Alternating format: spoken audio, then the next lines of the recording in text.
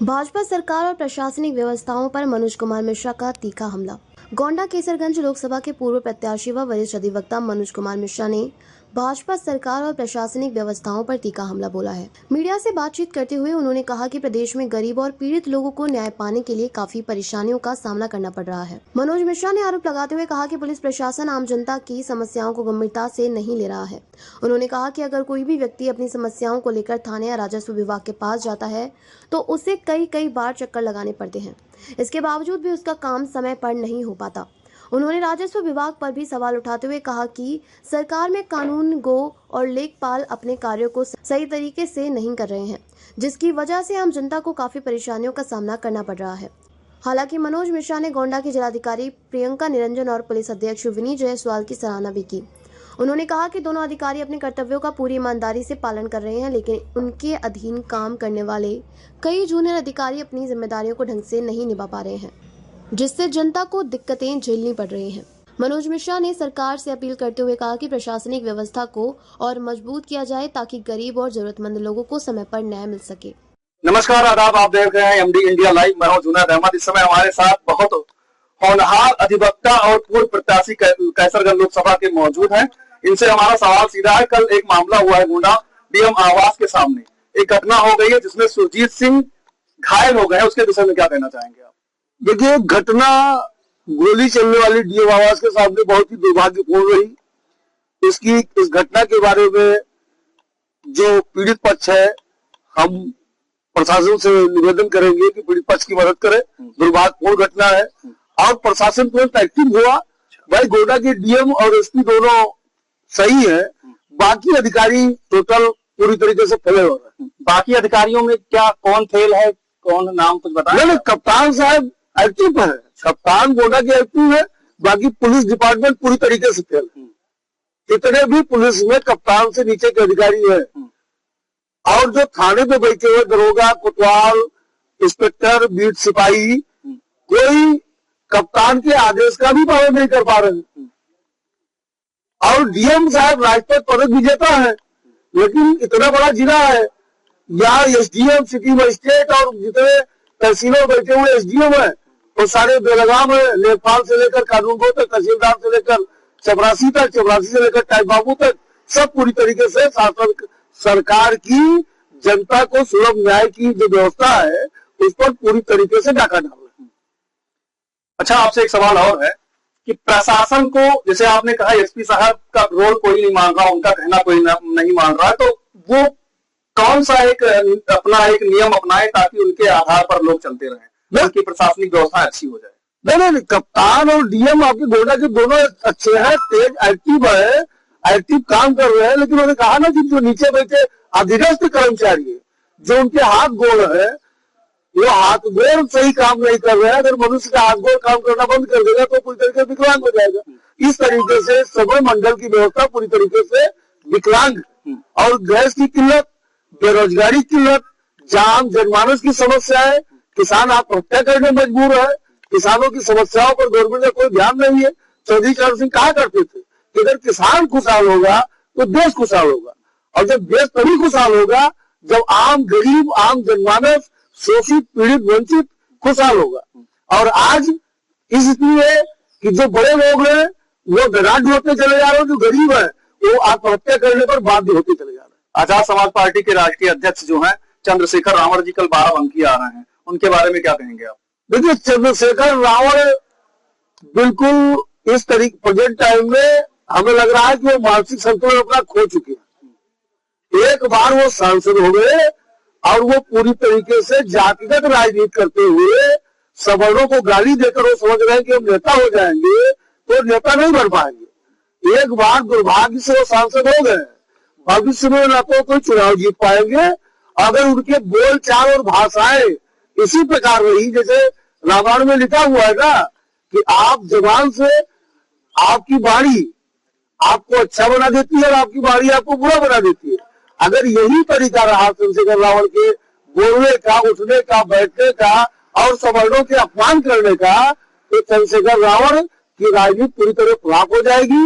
अगर बाराबंकी में कहीं गलत भाषण या गलत व्यवस्था कर दी तो प्रशासन को एक्टिव रहना पड़ेगा, नहीं उनकी सेवा भी हो जाएगी। जिसे मिश्रा जी आपसे सवाल और है, चंद्रशेखर रावण को लेकर के करनी सेना के जो अध्यक्ष हैं अभिनव सिंह ने उनको साफ साफ चेतावनी दिया है कि अगर यदि वो बाराबंकी में आते हैं और गंदगी फैलाते हैं तो वो अपने 2 पैरों पे आएंगे और 1 पैरों पे वापस जाएंगे। सही कहा उन्होंने, पूरी तरीके से सही कहा है। मैं करनी सेना के बयान का पूर्णतः समर्थन करता हूं। अगर चंद्रशेखर रावण बाराबंकी में आकर किसी प्रकार अनलगढ़ सवर्ण विरोधी बयान देते हैं तो मैं करनी सेना की बात का पूरा समर्थन करता हूं और उनको जो उन्होंने स्टेटमेंट मीडिया में दिया है वो अपना वादा पूरा करना चाहिए और उनको उसी प्रकार भेजना चाहिए जिस प्रकार उन्होंने कहा। लेकिन उन्होंने कहना है कि वो लोग जितना भी बयानबाजी करते हैं वो सारा बयानबाजी लोगों को बांटने का और भड़काऊ बयानबाजी करते हैं। इस विषय में आप क्या कहेंगे? देखिए, दीवार पे रेंगने वाली छिपकली कभी मगरमच्छ नहीं होती। मगरमच्छ और छिपकली बिल्कुल सेम होते हैं, बिल्कुल सेम, लेकिन दीवार पे रेंगने वाली छिपकली हमेशा रेंगते रेंगते मर जाती है, लेकिन कभी मगरमच्छ नहीं हो सकती। उसी तरीके चंद्रशेखर रावण का हाल है। एक बार दुर्भाग्य से सांसद हो गए हैं और वो एक्सीडेंटल सांसद है, भविष्य में वो सांसद क्या एक मेंबर भी नहीं हो पाएंगे। और करनी सेना का बयान का मैं पूरा समर्थन करता हूं और करनी सेना वही करेगी। अगर चंद्रशेखर रावण ने किसी भी प्रकार अमर्यादित भाषाओं का प्रयोग किया तो जैसा उन्होंने कहा वो सब करेगी। मिश्रा जी, एक सवाल और है, जिसे चंद्रशेखर रावण कहते हैं कि मैं दलितों का मसीहा हूँ, दलितों का साथ देता हूँ हमेशा, और जब ये जो तरुण हत्याकांड हुआ है दिल्ली में उस विषय में इनकी आवाज क्यों बंद है? क्या चाहते हैं? देखो, एक दलित लड़की ने चंद्रशेखर रावण पर आरोप लगाया था, मीडिया के बंधु जानते हैं।